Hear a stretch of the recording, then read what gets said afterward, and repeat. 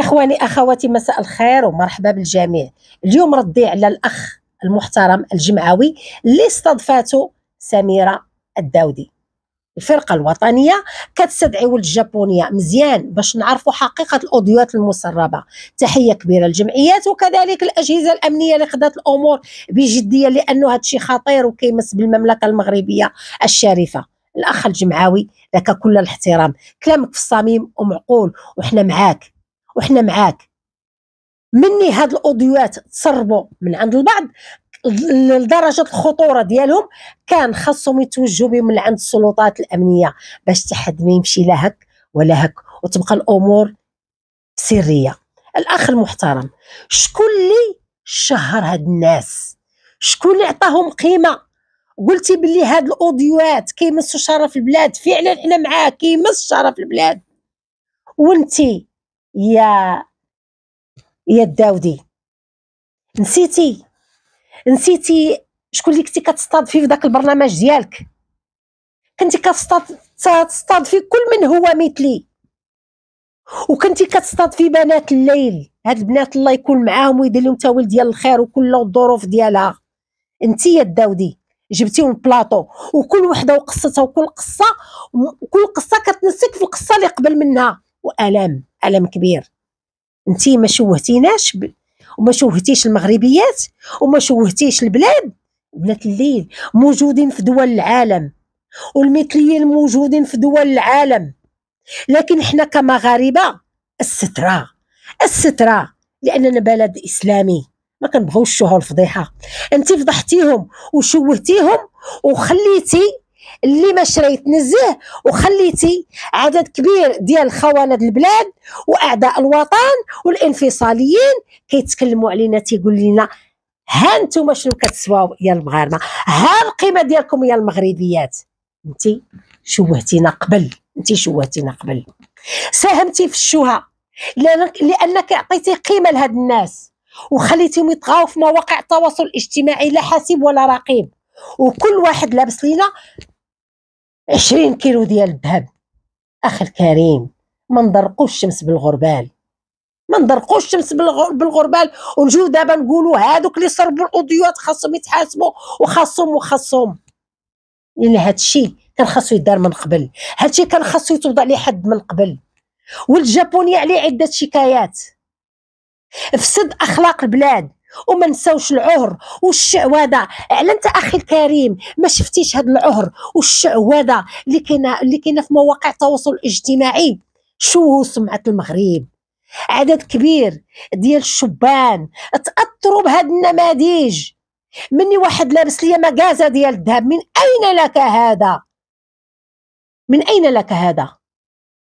يلا خصنا نعرفوا من اين لك هذا. ما انت استاذ جامعي، ما انت عالم، ما انت ولو تكون ما غتوصلش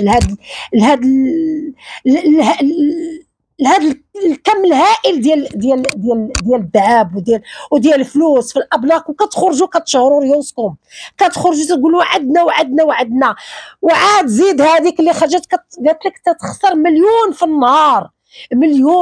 في النهار. يلا من اين لكم هذا؟ لا مستوى ثقافي ولا حتى شي حاجه والو. ما كاين غير تخرجوا السبان ومن السمطه لتحت. عطيتوا الخوانات البلاد واعداء الوطن باش يخدموا، وبعض النماذج طغات في السوشيال ميديا. كمهم ديال سيدي عدي، على هدمهم ديال سيدي عدي اخي الكريم ما كتعرفهاش؟ هدمهم ديال سيدي عدي ما خاص السلطات ان تدخل وتوقف علينا هادشي اللي من الحزام لتحت.